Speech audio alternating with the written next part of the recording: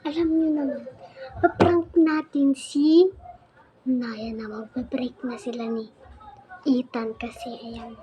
Paprank natin siya dahil ayan, wait lang. Hi guys, so ayan. Magbibideo tayo. Kakain ako.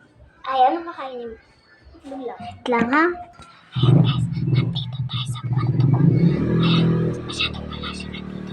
Masyadong madilim. Ayan, hindi niya alam na. Oo, ayan, nasundan. So, ayan, magbibideo na kami ng vlog. Tililing, tililing. Uy, tumatawag yata si Ethan. Tililing, tililing. Tililing, tililing. Hello? Hello? Na? Ano? Anong ginagawa mo?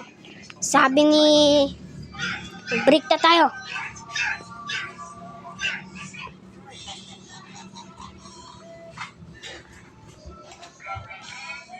Uy, Naya.